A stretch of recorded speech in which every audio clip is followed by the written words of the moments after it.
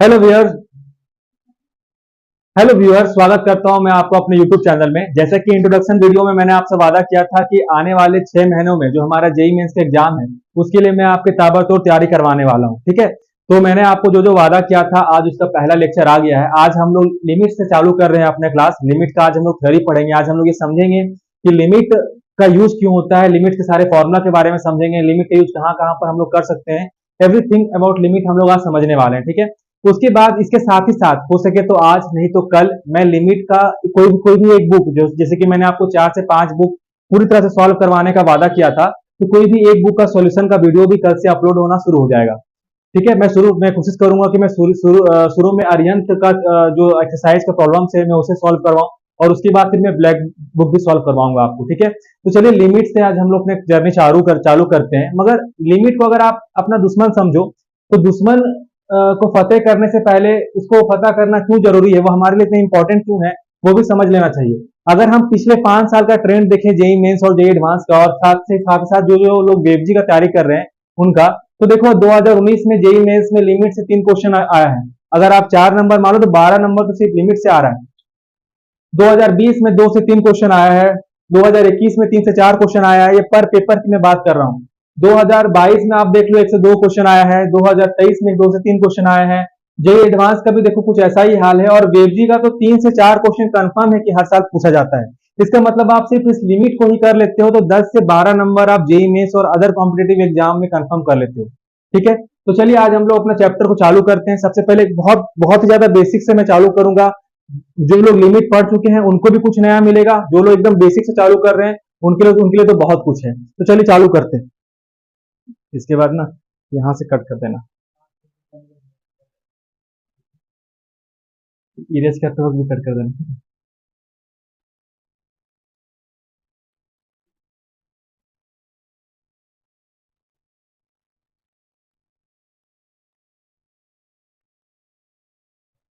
आपसे एक रिक्वेस्ट और भी है कि पूरा वीडियो को कम से कम वीडियो को पूरा देखिएगा आप। ठीक है, तो चलिए चालू करते हैं। लिमिट्स को पढ़ने से पहले तक कुछ बेसिक कुछ फंडामेंटल चीजों का नॉलेज भी हमें होना जरूरी है। तो पहले उनके बारे में मैं आपसे डिस्कस कर लेता हूँ। सबसे पहले मैथमेटिकल फंक्शन। हम लोग मैथ में फंक्शन किसको बोलते हैं? मैथ में हर वो चीज फंक्शन है जो कुछ इनपुट लेकर कुछ आउटपुट को बाहर निकालता है। फॉर एग्जाम्पल अगर हम यहाँ पर मैथ का एक फंक्शन, जैसे कि आप जानते हो मैथ में फंक्शन को हम एफ एक्स के रूप से रिप्रेजेंट करते हैं। ठीक है, अगर कोई हम फंक्शन मान ले f of x equal to x square, ठीक है, तो ये एक मैथमेटिकल फंक्शन हो गया। ये क्या हो गया? एक मैथमेटिकल फंक्शन। ये मैथमेटिकल फंक्शन क्यों है? क्योंकि ये कुछ इनपुट लेकर कुछ आउटपुट को दे रहा है। मान चलते अगर हम यहाँ पर x बराबर 1 पुट करते हैं तो मेरा इनपुट क्या हो गया? मेरा इनपुट हो गया x इक्वल टू 1 और मेरा आउटपुट क्या हो जाएगा? यहाँ पर मेरा आउटपुट भी 1 हो जाएगा। जब हम यहाँ पर x बराबर 0 पुट करेंगे तो मेरा इनपुट कितना हो जाएगा? यहाँ पर x बराबर 0, मगर मेरा आउटपुट कितना हो जाएगा? यहाँ पर हो जाएगा 0। इसका मतलब कोई भी फंक्शन जो कुछ इनपुट लेकर कुछ आउटपुट को बाहर रिलीज करता है, कुछ इनपुट लेकर कुछ आउटपुट को रिलीज करता है, वैसे सारे टूल्स को हम लोग क्या बोलते हैं? Mathematical function. आई होप कि आप मैथमेटिकल फंक्शन को अच्छा से समझ गए होंगे। ठीक है, अब मैथमेटिकल फंक्शन में आप एक बात याद रखना कि कोई भी मैथमेटिकल फंक्शन हो, दुनिया में कोई भी मैथमेटिकल फंक्शन हो, आप उस हर मैथमेटिकल फंक्शन को ग्राफ में प्लॉट कर सकते हो। जैसे कि for example f of x equal to x square एक मैथमेटिकल फंक्शन है, हम इसे भी ग्राफ में प्लॉट कर सकते हैं। अगर हम इसे ग्राफ में प्लॉट करें तो ग्राफ में इसका कुछ ग्राफ ऐसा बनेगा। ठीक है, इसका ग्राफ मान लेते हैं, इसका ग्राफ कुछ ऐसा बना। तो दिक्कत यहाँ पर अब देखो, अगर इसका ग्राफ अगर हम यहाँ पर गौर से देख रहे हैं तो इस ग्राफ में बहुत सारा पॉइंट है। इस ग्राफ में बहुत सारा पॉइंट है। देखो यहाँ पर एक पॉइंट है, यहाँ पर एक पॉइंट है, यहाँ पर एक पॉइंट है, बहुत सारे पॉइंट है, हम उसको गिन नहीं सकते। हर पॉइंट का एक एक्स कोऑर्डिनेट होता है और हर पॉइंट का क्या होता है? वाई कोऑर्डिनेट होता है। ये तो फिक्स है। तो आप याद रखना, आज की बात हमेशा याद रखना कि एक्स कोऑर्डिनेट को हम लोग इनपुट बोलते हैं। एक्स कोऑर्डिनेट को हम लोग क्या बोलते हैं? मैथ्स में इनपुट बोलते हैं। और वाई कोऑर्डिनेट को हम लोग मैथमेटिकल फंक्शन में क्या बोलते हैं? आउटपुट बोलते हैं। एक्स कोऑर्डिनेट को हमेशा हम लोग क्या बोलेंगे? इनपुट, और वाई कोऑर्डिनेट को हमेशा हम लोग क्या बोलेंगे? आउटपुट। तो हमें इनपुट देकर हमें एक्स मतलब कि अगर आपको जो भी इनपुट दिया रहेगा ना तो आपको एक्स कोऑर्डिनेट दिया रहेगा, और आपको जो आंसर निकालने बोल रहा है यानी कि जो आउटपुट निकालने बोल रहा है तो इनडायरेक्टली वो आपको क्या बोलेगा? आपको वाई कोऑर्डिनेट को निकालने के लिए बोलेगा। तो पूरा लिमिट में यही इनपुट और आउटपुट का खेला है। तो दिक्कत यहाँ पर, तो ये बेसिक चीज था जिसके बारे में आपको नॉलेज होना चाहिए। अच्छा, जो दूसरा बेसिक चीज है जिसके बारे में आपको नॉलेज होना चाहिए वो है टेंस। मतलब कि ऐसा समझो ना कि एक वैल्यू होता है जो 100% है, और एक वैल्यू है कि बस हम वहां तक पहुंचने वाले हैं, अब तक पहुंचे नहीं है। फॉर एग्जाम्पल किसी व्यक्ति का 1 मिलियन सब्सक्राइबर पूरा हो गया है, 100%। 1 मिलियन मतलब 10 लाख सब्सक्राइबर, ना एक ज्यादा ना एक कम, तो उसको हम लोग क्या बोलेंगे, उसका 10 लाख सब्सक्राइबर कंप्लीट हो गया। उसमें लगभग वगैरह कुछ लगाने की हमें आवश्यकता नहीं है। लेकिन किसी व्यक्ति का मान के चलते हैं, किसी व्यक्ति का मान के चलते हैं कि सिर्फ 9,99,099 सब्सक्राइबर पूरा हुआ है, उसके एक सब्सक्राइबर अभी भी कम है। तो इस चीज में हम लोग यहाँ पर 100% तो नहीं ना बोल सकते कि भैया इसका 1 मिलियन सब्सक्राइबर कंप्लीट हो गया है। हम यहाँ पर क्या बोलेंगे कि अभी 1 मिलियन, मान सकते सब्सक्राइबर को अगर हम एस से डिनोट करें तो subscriber tends to 1 million. Subscriber क्या है, टेंस टू 1 मिलियन। एक होता है सब्सक्राइबर इक्वल टू 1 मिलियन। इसका मतलब क्या हो गया है कि हमारा सब्सक्राइबर 1 मिलियन तक रीच कर चुका है, ना एक कम है ना एक ज्यादा है, ना एक कम है ना एक ज्यादा है, हमारा सब्सक्राइबर 1 मिलियन तक रीच कर चुका है। मगर अगर हम बोलते हैं ना एस टेंस टू 1 मिलियन, इसका मतलब क्या होता है कि हमारा सब्सक्राइबर या तो 1 मिलियन से एक दो ज्यादा है या तो 1 मिलियन से कम है। यूट्यूब में भी आप ऐसा ही देखते होगे ना, अगर किसी का 1 मिलियन 100 सब्सक्राइबर है या 1 मिलियन 200 सब्सक्राइबर है, 1 मिलियन 300 सब्सक्राइबर, वो शो होता है क्या? वो तो मात्र 1 ही मिलियन शो होता है ना। तो यूट्यूब भी हमेशा ये टेंस वाला वैल्यू ही यूज करता है। तो दिक्कत यहाँ पर कि अगर एक दो या थोड़ा मोड़ा ज्यादा है तो हम लोग उसको टेंस में ही मैनेज करते हैं। जैसे कि फॉर एग्जांपल अगर मैं आपके सामने एक नंबर लिखूं 2.0000001, ठीक है, ये एक नंबर है, मान चलते हैं नंबर इक्वल टू 2.00001। अगर हम इक्वल टू लगा रहे हैं तो हमें पूरा नंबर का वैल्यू लिखना पड़ेगा। लेकिन अगर हम यहाँ पर सिर्फ टेंस लगा रहे हैं, जैसे एंड टेंस, तो हमें ये पूरा नंबर लिखने की जरूरत नहीं है। इसका ये और अगर ये हम लोग जो इसमें जो छोटा सा वैल्यू है ना, ये वाला वैल्यू, इसको नेग्लेक्ट कर सकते हैं। इसको नेग्लेक्ट कर हम क्या बोल देंगे कि एंड टेंस का वैल्यू कितना है, यहाँ पर 2 है। तो आई होप कि आपको एंड टेंस टू का टेंस का जो मतलब होता है लिमिट में, वो समझ में आ गया होगा। अब हम लोग आगे बढ़ते हैं।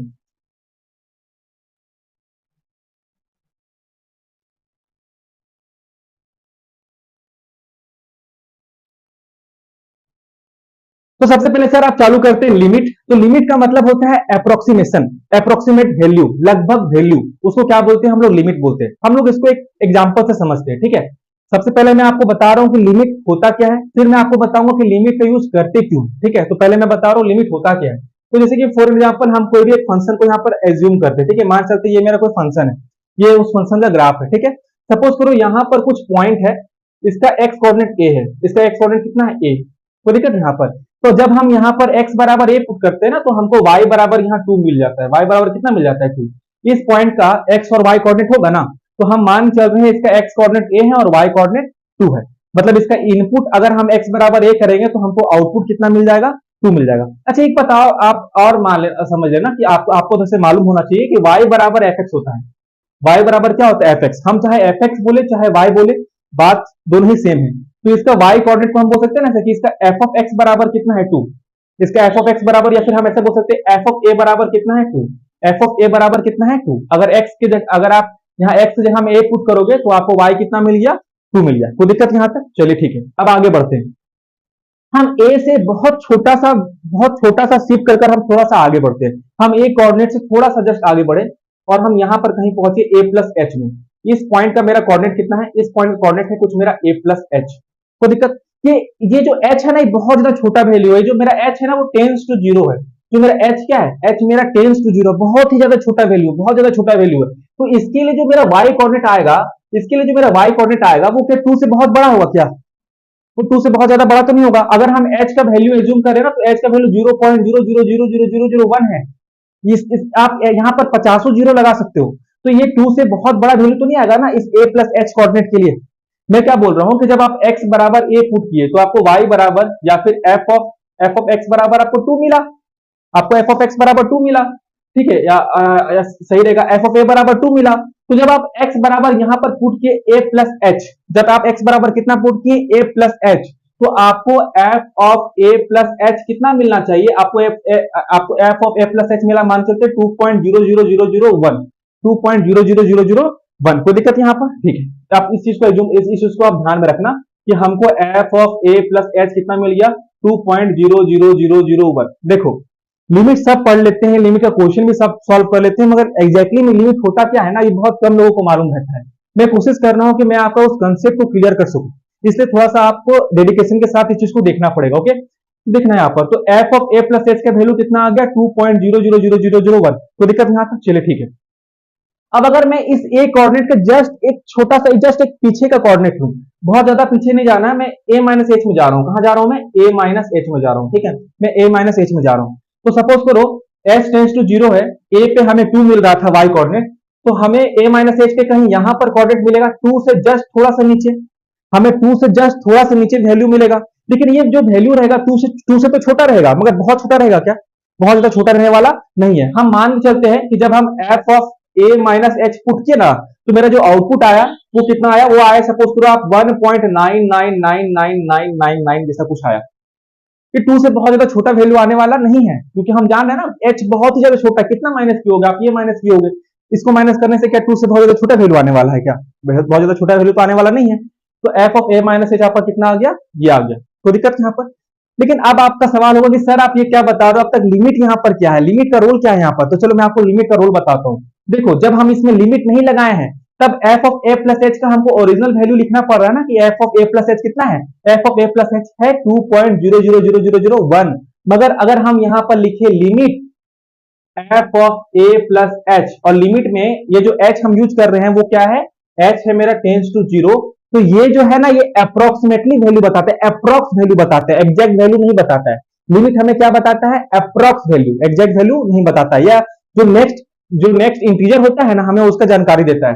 तो देखो यहां पर अगर F of A plus H का वैल्यू ये है, जब हम लिमिट नहीं लगाए तो हम पूरा वैल्यू लिखें, मगर जब हम लिमिट लगा दिए ना, तो हमें ये पूरा वैल्यू लिखने की जरूरत नहीं है, हम इसका अप्रोक्स वैल्यू लिखेंगे। इसका अप्रोक्स वैल्यू कितना है? इसका अप्रोक्स वैल्यू है मात्र 2।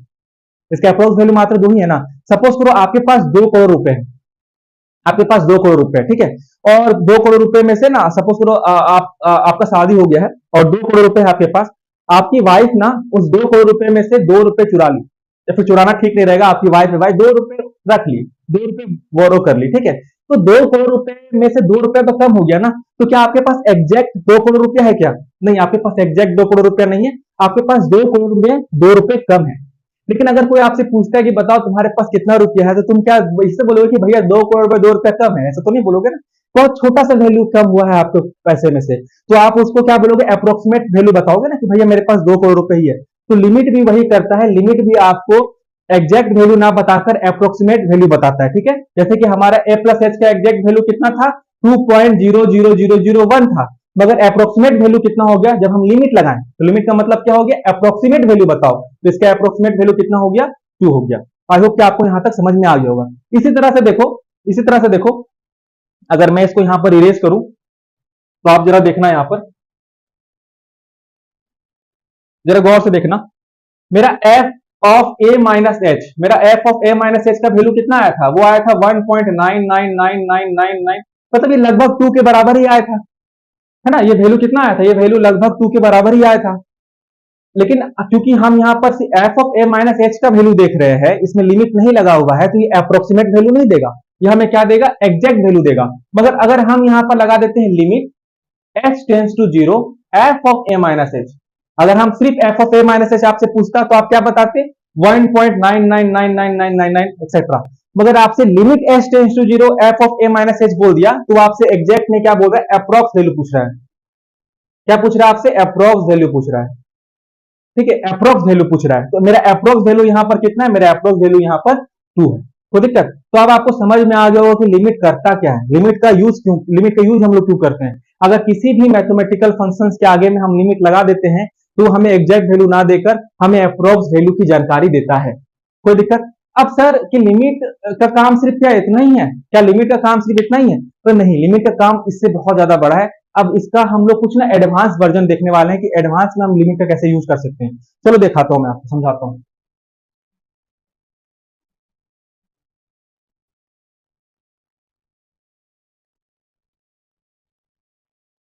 अब देखो आप, क्योंकि आप 11th 12th तक पहुंच चुके हो, तो आपको मालूम होगा कि देखो मैथमेटिकल फंक्शन जो है ना, वो हर जगह वैलिड नहीं होता है। आज कोई भी चलिए यहां तक आप समझ गए होंगे कि लिमिट होता क्या है और लिमिट करता क्या है, ठीक है। लेकिन अब लिमिट का ना थोड़ा बेसिक ग्राफिकल अंडरस्टैंडिंग भी हम लोग ले लेते हैं, कि लिमिट को अगर कभी ग्राफ में हमें लिमिट का क्वेश्चन आ गया तो हम उसको भी सॉल्व कर सके।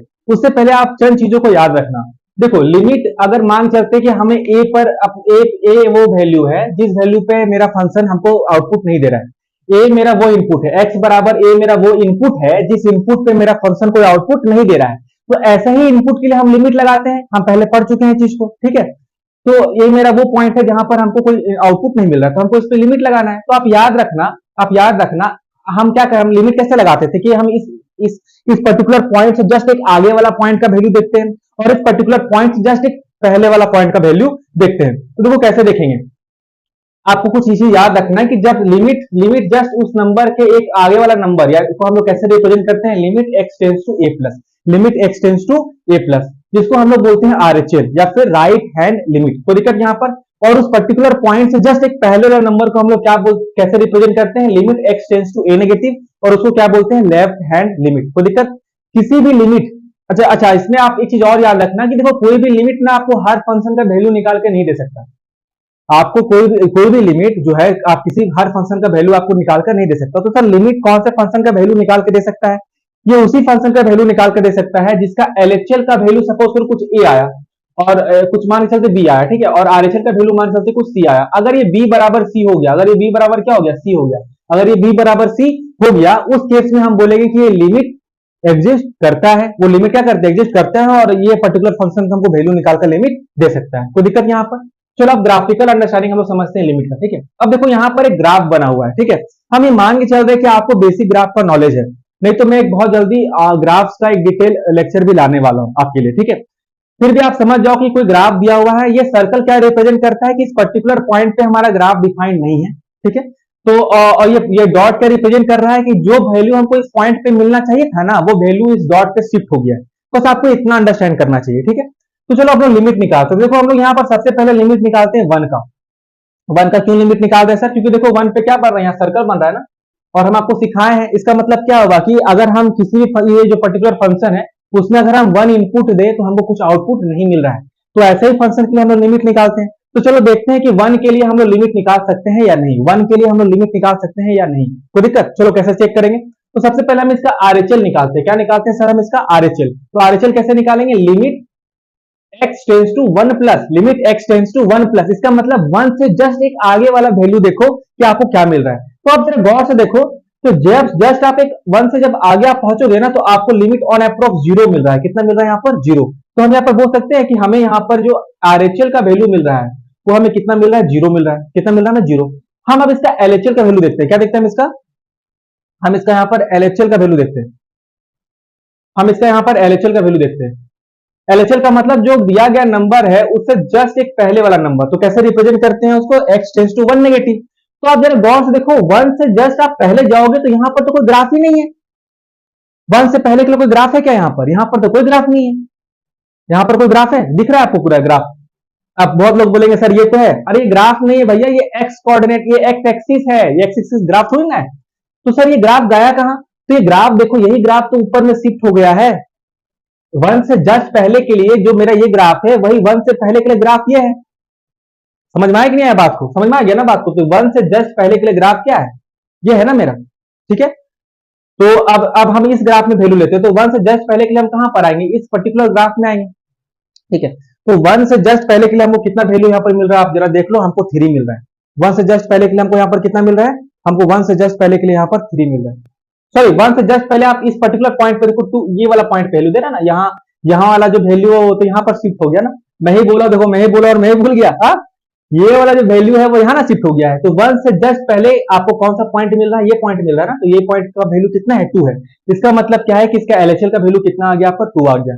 अब आप बताओ यहाँ पर क्या इसका आरएचएल बराबर 0 आया और एलएचएल बराबर 2 आया, क्या एलएचएल और आरएचएल इसका बराबर है? नहीं सर, बराबर नहीं है। इसका मतलब जो हमारा लिमिट है वो 1 का वैल्यू निकालकर नहीं दे सकता। मतलब जो हमारा, जब हम अपना, मतलब कोई भी ऐसा चीज नहीं है कि हम फंक्शन में, जो मेरा पर्टिकुलर फंक्शन है उसमें हम x बराबर 1 पे कोई वैल्यू निकाल नहीं सकते, क्योंकि मेरा यहाँ पर लिमिट एग्जिस्ट नहीं कर रहा है। कोई दिक्कत यहाँ पर। चलो अब ऐसे ही हम लोग बाकी के लिए चेक करते हैं कि हम लोग किसका लिमिट निकाल सकते हैं और किसका नहीं। देखो हम 4 के लिए अब चेक करते हैं, किसके लिए चेक करते हैं, 4 के लिए, ठीक है। तो चलो चेक करते हैं।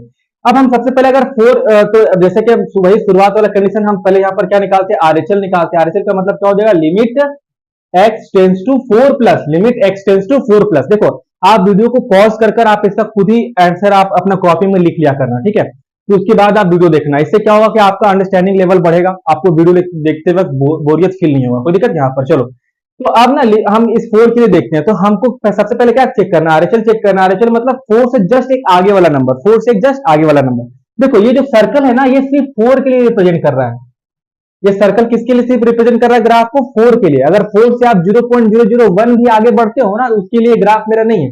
उसके लिए कौन सा ग्राफ है, उसके लिए ये वाला ग्राफ है, 4 से जस्ट आगे वाला। कोई दिक्कत? तो 4 से जस्ट आगे वाला अगर हम इस ग्राफ को देखें, तो हमको यहाँ पर जो पहला पॉइंट मिल रहा है वही ना 4 के नीचे है। देखो यही ना 4 के नीचे है, देखो यही वाला ना 4 के नीचे है। तो इस पर्टिकुलर पॉइंट का वैल्यू हम कितना देख पा रहे हैं, 2 है। देखो इसको अगर आप आगे बढ़ाओगे तो कितना आपको आ जाएगा, 2 आ जाएगा अप्रोक्स। तो हमको यहाँ पर आरएचएल का वैल्यू कितना मिल गया है, 2 मिल गया। कितना मिल गया, 2 हो गया। कोई दिक्कत? अब हम यहाँ पर जो सेकंड देखते हैं वो देखते हैं अपना एलएचएल के लिए वैल्यू। किसके लिए वैल्यू देखते हैं, एलएचएल के लिए। चलो देखते हैं एलएचएल के लिए वैल्यू। एलएचएल के लिए वैल्यू कैसे निकालेंगे, जो मेरा दिया गया नंबर जिसका हमको लिमिट निकालना है, उससे जस्ट एक पीछे का नंबर देखते हैं।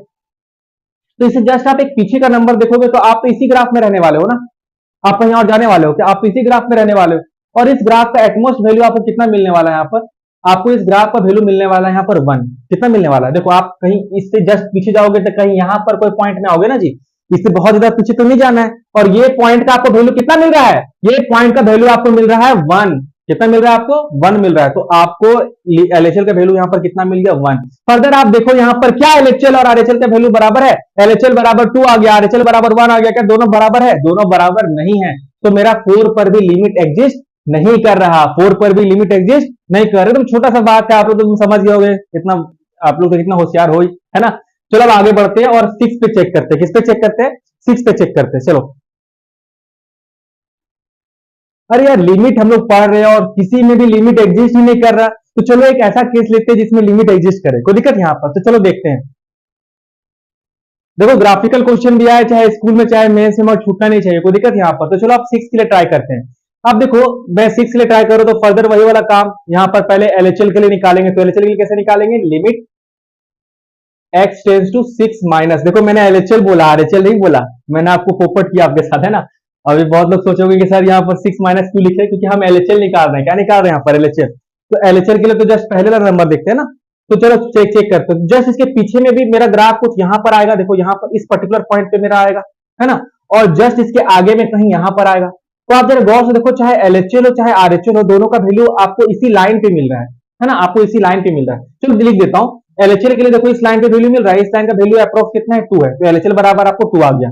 अगर मैं आरएचएल के लिए चेक करूं, किसके लिए चेक करूं, आरएचएल के लिए चेक करूं, तो मतलब limit x tends to 6 plus, limit x tends to 6 plus. तो 6 प्लस के लिए आपको जस्ट यहां पर कहीं वैल्यू मिलेगा, और इसका भी वैल्यू कितना है, y कोऑर्डिनेट इसका कितना है, 2 है। तो इसका भी वैल्यू कितना आ गया, 2। वाओ, ये एक ऐसा वैल्यू हमें मिल गया जहां पर एलएचएल बराबर आरएचएल है, और जब एलएचएल बराबर आरएचएल हो गया, इसका मतलब हमारा लिमिट एग्जिस्ट कर गया। इसका मतलब क्या हुआ कि 6 में भले मेरा फंक्शन अनडिफाइंड हो जा रहा है, मगर लिमिट के जरिए हम उस पर्टिकुलर पॉइंट पे फंक्शन का वैल्यू निकाल सकते हैं। आई होप कि आपको समझ में आ गया हो कि एलएचएल बराबर आरएचएल होने से क्या होता है। कोई दिक्कत? अब हम लोग आगे बढ़ते हैं। चलो अब हम लोग यहां तक तो कर लिए, मगर सर अब तक आप क्वेश्चन सॉल्व नहीं करवाए। तो बस भाई ये लास्ट टॉपिक बचा हुआ है आज की क्लास के लिए, अभी और लेक्चर्स आने वाले हैं। तो इस टॉपिक, अच्छा ये जो टॉपिक आप देख रहे हो ना, यही टॉपिक पूरा चैप्टर समाहित कर लेगा अपने में। ये आप देख रहे हो ना, 0/0 form, infinity by infinity form, 0 into infinity form. अभी मैं डिस्कस करने वाला हूँ ये क्या है, ये सब फॉर्म के लिए हमें अलग अलग पढ़ना है। इन सब फॉर्म में अलग अलग टाइप से क्वेश्चन पूछे जाते हैं, ठीक है। तो चलो इसी के बाद मैं ये 2 फॉर्म लूंगा फिलहाल, और 2 फॉर्म के बाद मैं कम से कम 10 क्वेश्चन आपको करवाऊंगा एकदम बढ़िया वाले जेईई मेंस लेवल के, और उसके बाद फिर आज के लेक्चर को हम लोग एंड करेंगे। कोई दिक्कत? तो देखो यहाँ पर आज अभी हम लोग क्या समझने वाले हैं, इनडिटरमिनेट फॉर्म। इनडिटरमिनेट फॉर्म, तो हम लोग मैथ्स में इनडिटरमिनेट फॉर्म किसको बोलते हैं? देखो अभी मैंने कुछ देर पहले बोला ना कि जहां मतलब ऐसा फॉर्म ना कि अगर वो फॉर्म कोई नंबर आप पुट करो, किसी फंक्शन में एक पर्टिकुलर इनपुट दो, और इनपुट देने के बाद कोई वैल्यू ना आकर अगर इस तरह का फॉर्म आ जाए, मतलब कि कुछ 0/0 बन जाए, मतलब आप इनपुट दिए फंक्शन में और वो 0/0 बन गया। फॉर एग्जांपल अगर कोई ऐसा फंक्शन आपका x-1 बाई x-1, अब ये मत बोला कि सर x-1 काट देंगे, ये गलत बात है। मैथ्स में ऐसा नहीं होता है, मैथ्स में ऐसा नहीं होता है। कोई दिक्कत यहाँ पर? तो अगर आप यहाँ पर x बराबर 1 पुट करते हो, क्या पुट करते हो, 1 पुट करते हो, तो ऊपर भी बन जाएगा 0 और नीचे भी क्या बन जाएगा, 0। तो इसीलिए इस तरह का फॉर्म, तो अगर कभी 0/0 बन रहा है मतलब आप कुछ इनपुट दिए और इनपुट देने के बाद 0/0 बन गया, या ∞/∞ बन गया, या इन 0 इंटू इन्फिनिटी बन गया, या इन्फिनिटी माइनस इन्फिनिटी बन गया, या ये सब बन गया। मतलब आप कुछ इनपुट दिए, आप कुछ और बनाना चाह रहे थे, गलत मत समझना। आप इनपुट दिए, आप कुछ और बनाना चाह रहे थे, मगर बन कुछ और गया, बन कुछ और गया, बन कुछ और गया, कोई दिक्कत नहीं। अगर ये 7 तरह का फॉर्म अगर आता है, मैथमेटिकल राक्षस है ये सब के सब। ये क्या है? मैथमेटिकल राक्षस, ये सातों के साथ राक्षस है। आप इंसान पैदा करना चाह रहे थे, मगर पैदा क्या हो गया? राक्षस। क्या पैदा हो गया? राक्षस। इन राक्षसों का नाम क्या है? Indeterminate form. इन राक्षसों को सॉल्व करने के लिए जो हथियार है वही क्या है? लिमिट। तो चलो एक एक करके इन राक्षसों को मारना सीखते हैं, इनके क्वेश्चंस को सॉल्व करना सीखते हैं। अब आपको मालूम है अलग अलग राक्षस, तो उनको मारने के लिए अलग अलग हथियार। यहां पर अलग अलग हथियार का मतलब क्या है? अलग अलग कॉन्सेप्ट, अलग अलग मेथड। फॉर एग्जाम्पल लास्ट के इन तीनों को मारने के लिए हमें अलग मेथड का यूज करना पड़ेगा। मतलब अगर इस तरह का फॉर्म बन रहा है तो उनके क्वेश्चंस को सॉल्व करने के लिए हमें अलग मेथड का यूज करना पड़ेगा। इसके लिए हम अलग मेथड पढ़ेंगे, इसके लिए हम अलग मेथड पढ़ेंगे, इन दोनों के लिए हम लोग अलग मेथड पढ़ेंगे। कोई दिक्कत? तो आज हम फिलहाल इन 2 तरह का राक्षस को मारना सीखेंगे, इन 2 तरह के राक्षस को मारना सीखेंगे। कोई दिक्कत यहां पर? होना के बात को, मतलब कितने गंदे आदमी हो, पहले तो तुमने बेचारा वो खुद पैदा किया और फिर अब मार भी रहे हो। कोई बात नहीं, मारना तो पड़ेगा, राक्षस ये लोग। तो चलो सीखते हैं इन दोनों को मारना।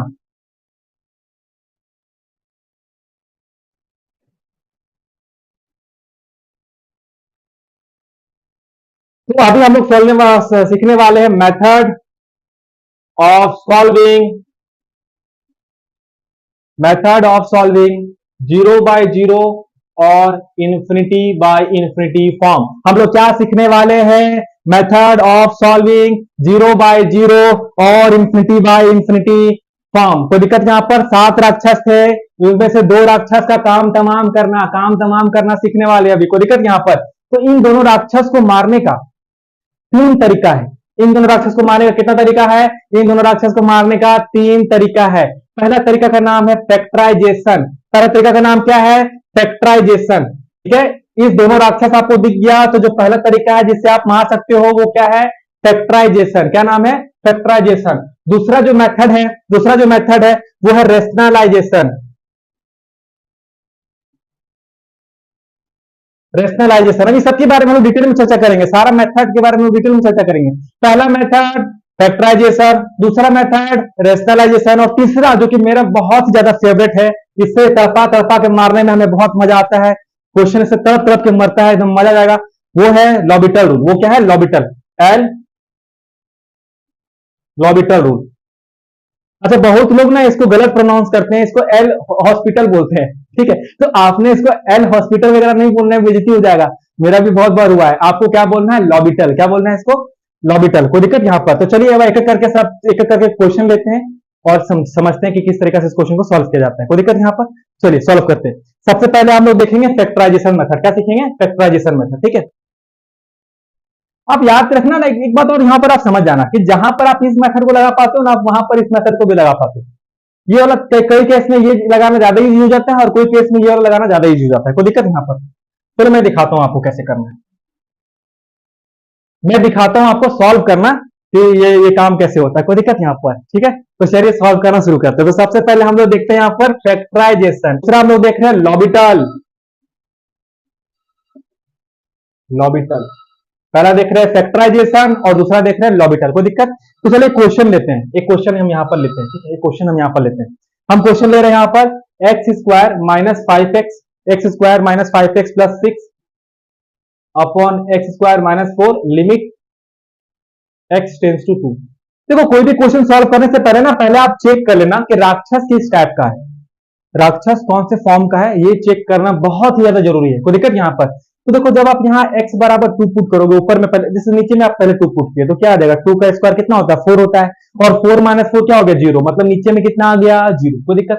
अगर आप 2 यहाँ ऊपर में पुट करते हो, 2 कहां पुट करते हो? अगर ऊपर में पुट करते हो तो 2 का स्क्वायर कितना होता है? 4 - 10 + 6, ये भी कितना आ गया? 0। मतलब ये कौन सा फॉर्म हो गया? 0/0 फॉर्म हो गया। कौन सा फॉर्म हो गया?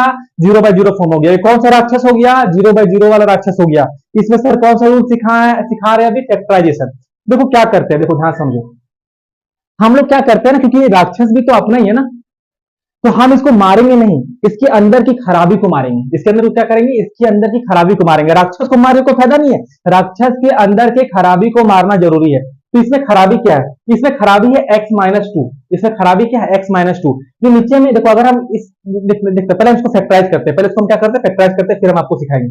देखो फैक्टराइजेशन, हम इसमें फैक्टराइजेशन रूल लगा रहे हैं। देखो आप ऊपर वाले जो क्वाड्रेटिक इक्वेशन है उसमें आप मिडिल टर्म फैक्टराइजेशन लगा सकते हो।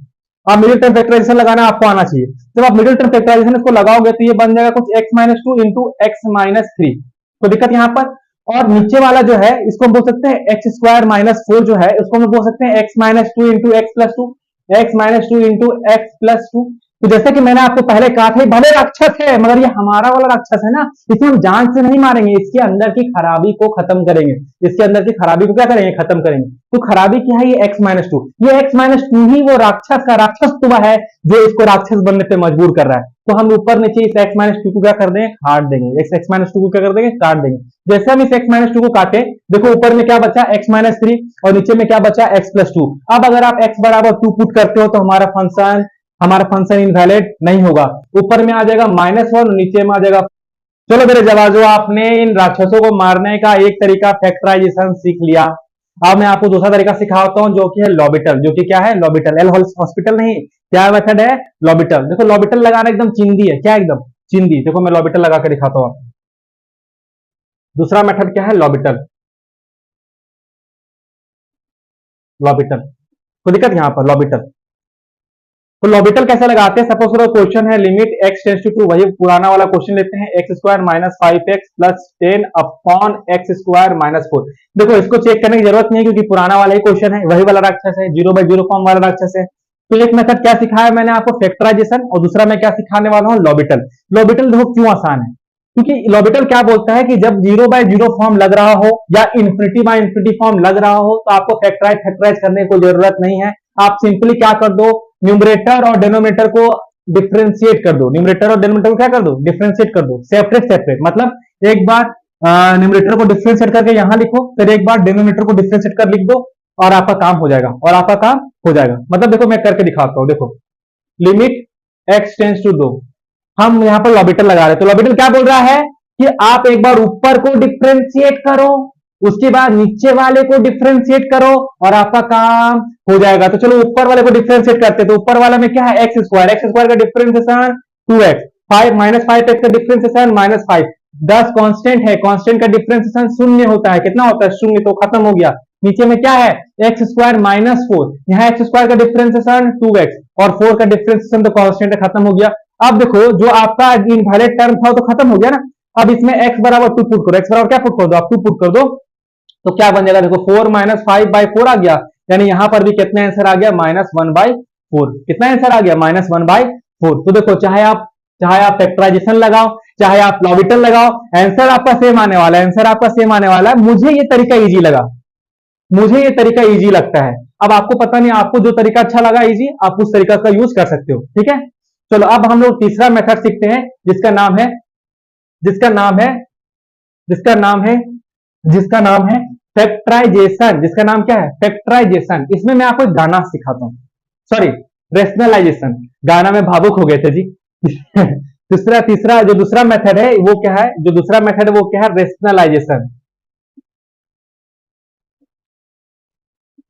रेशनलाइजेशन। देखो रेशनलाइजेशन का कब यूज करना है, जब भी आपको क्वेश्चन में 0/0 दिखे और ∞/∞ दिखे तो आपको रेशनलाइजेशन यूज करना है। बोले बात सर क्या बात बोले, ये तो पिछला 2 मेथड में भी आप यही बात बोले थे। आए तो हम कैसे डिस्टिंग्विश करेंगे कि कब हमको लॉबिटल लगाना है, कब हमको फैक्टराइजेशन लगाना है और कब हमको रेशनलाइजेशन लगाना है, हम कैसे डिस्टिंग्विश करेंगे सर। तो देखो समझो बात को, मेरे बात ध्यान समझना। 0/0 फॉर्म है, ∞/∞ फॉर्म है, तो वो 3 फॉर्म लगाना है, जानते हो। रेशनलाइजेशन के लिए अलग से एक और कंडीशन रहना चाहिए। अगर क्वेश्चन में 0/0 हो रहा है, ∞/∞ हो रहा है, साथ ही साथ क्वेश्चन में रूट मौजूद है। क्वेश्चन में क्या मौजूद है, रूट। तो हम क्या लगा देंगे, रेशनलाइजेशन।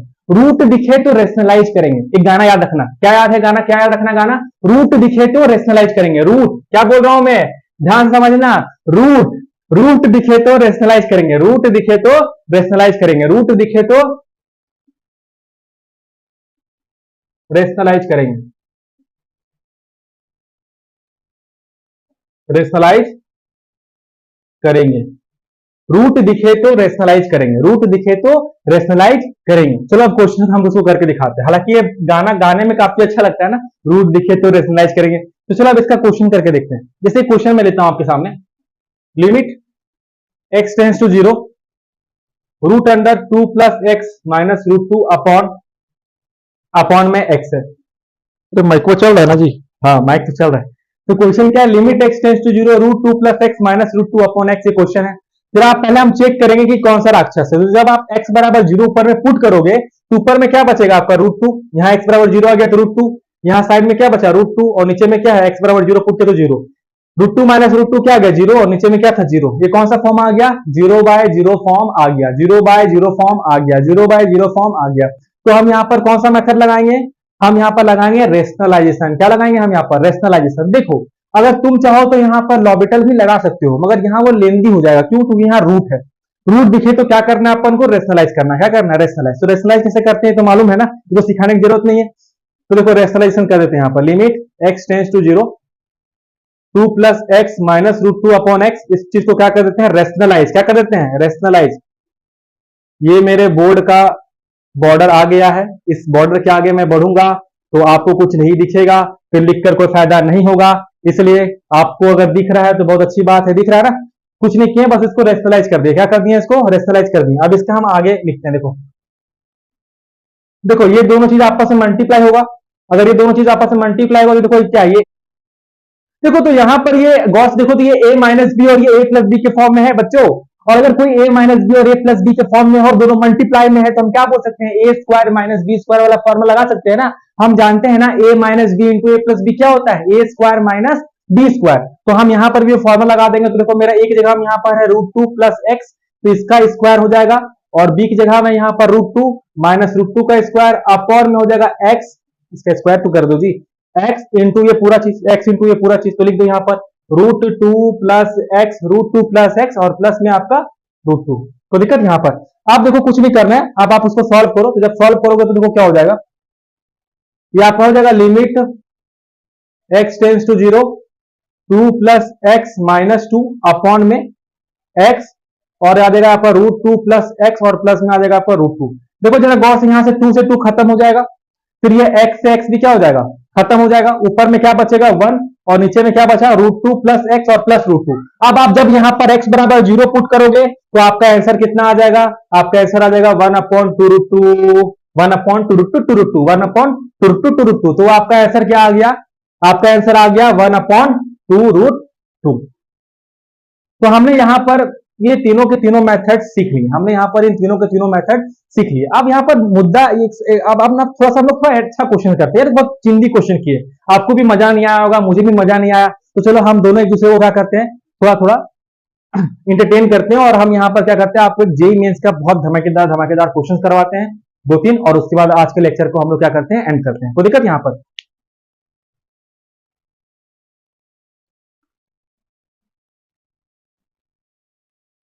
अच्छा, जेईई मेंस का नाम सुनकर बहुत सारे लोग जो है कायर लोग भाग जाएंगे। आपको कायर नहीं बनना है, याद रखना, योद्धा बनना है, और योद्धा डटे रहते हैं। आप देखना मैं आपको जेईई मेंस का क्वेश्चन भी कितना आसानी से समझा दूंगा, ठीक है, आप भागना मत। तो चलो एक क्वेश्चन है जो कि जेईई मेंस 2021 में पूछा गया था। क्वेश्चन में सिंपल क्या बोल रहा है कि अगर f ऑफ 2 बराबर 4 है, तो गिवन क्या दिया हुआ है हमें कि अगर f ऑफ 2 बराबर 4 है और f डैश ऑफ 2 बराबर आपको दिया हुआ है 1। f डैश का मतलब क्या होता है सर, कि फंक्शन को डिफरेंशिएट कर कर जब आप 2 पुट किए, बिना फंक्शन को डिफरेंशिएट किए अगर 2 पुट किए तो कितना आया 4, और फंक्शन को डिफरेंशिएट कर कर जो आप 2 पुट किए तो कितना आया 1। इसका मतलब सिंपल ये है, कोई दिक्कत? तो हमें वैल्यू निकालना था, किसका वैल्यू निकालना था, लिमिट, इतना चिंदी प्रॉब्लम सोचो जेईई मेंस में आ रहा है, limit x tends to 2 x square f of 2 x square f of 2 minus 4 f of x minus 4 f of x upon x minus 2। तो देखो ये कब पूछा गया था, आप चेक कर लेना, ये पूछा गया था जेईई मेंस 2021 में। ये कब पूछा गया था, जेईई मेंस 2021 में, शिफ्ट 1 या 2 था, मेरे को याद नहीं, मगर हाँ जेईई मेंस 2021 में ये पूछा गया। कोई दिक्कत यहाँ पर? किस तरह का क्वेश्चन को सर कैसे सॉल्व करें? तो सबसे पहले जैसा मैंने आपको बताया कि सबसे पहले अपन क्या करेंगे, सबसे पहले ये चेक करेंगे कि इसके अंदर कौन सी आत्मा है, इस क्वेश्चन में केकर भूत हो, इस क्वेश्चन में किसका आत्मा है, किसका आत्मा चेक करेंगे। तो कैसे चेक करते हैं सर, दिया गया वैल्यू को पुट कर देंगे, दिया गया वैल्यू को पुट कर देंगे। तो चलो पुट करते हैं। एफ ऑफ 2 का वैल्यू कितना है 4, तो यहां लिखते हैं 4। हम यहां एक्स जगह में 2 पुट कर दिए, तो 2 का स्क्वायर कितना होता है 4, तो 4 इंटू 4 कितना होता है 16, तो 16 यहां लिख देते हैं। ठीक है, very good sir. Minus 4 into यहां एफ ऑफ 2 पुट करेंगे तो एफ ऑफ 2 का वैल्यू कितना है 4, तो ये 4 इंटू 4 भी कितना होता है 16, तो ऊपर में कितना आ गया 0, न्यूमरेटर में कितना आ गया 0। यहाँ x बराबर 2 पुट करोगे तो डिनोमिनेटर कितना बन जाएगा 0। तो हमें पता चल गया कि इसके अंदर कौन सा भूत है, इसके अंदर 0/0 फॉर्म वाला भूत है। तो इस भूत को मारना होगा। इस भूत को मारने के लिए मैंने एक मंत्र सिखाया था, वो मंत्र क्या है लॉबिटल, वो मंत्र क्या है लॉबिटल। तो चलो इसमें लॉबिटल लगाते हैं, क्या लगाते हैं लॉबिटल लगाते हैं।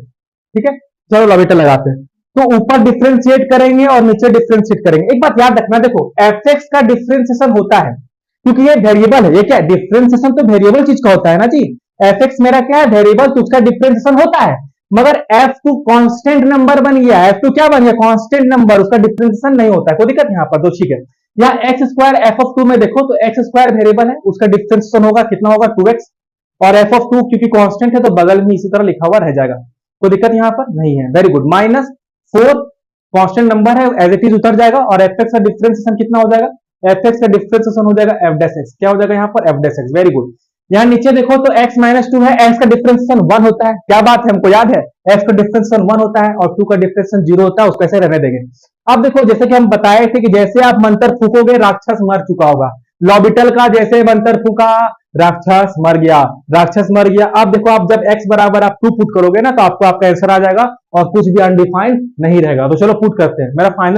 तो चलो अब जब मैंने यहाँ पर पुट किया F dash of 1, F dash of sorry यहाँ 2 पुट करना ना, तो एफ डैश ऑफ 2 देखो 2 into 2 4, 4 into 4 16 minus 4, F dash of 2 का वैल्यू कितना था 1, तो 4 इंटू 1 कितना हो जाएगा 4 ही हो जाएगा, तो इसका आंसर कितना आ जाएगा 12, इसका आंसर कितना आ जाएगा 12। तो देखो आज हमने लिमिट का बेसिक कंसेप्ट सीखा, दूसरी बात 7 राक्षस के बारे में पढ़ा यानी कि इनडिटरमिनेट फॉर्म, हमने ग्राफ का अंडरस्टैंडिंग किया लिमिट का। कोई दिक्कत यहाँ पर, हमने इनडिटरमिनेट फॉर्म्स के 0/0 फॉर्म और इन्फिनिटी फॉर्म को 3 अलग अलग तरीका से कैसे सॉल्व कर सकते हैं ये भी हमने सीख लिया। अब क्योंकि एक थ्योरी लेक्चर था इसलिए मैंने इसमें ज्यादा न्यूमेरिकल्स नहीं लिए, इसके लिए न्यूमेरिकल सीरीज भी मैंने लॉन्च कर दिया है, उसका वीडियो हो सके तो आज होगा, यही तो मैं कल अपलोड कर दूंगा, आप एक बार चैनल में जरूर चेक कर लेना।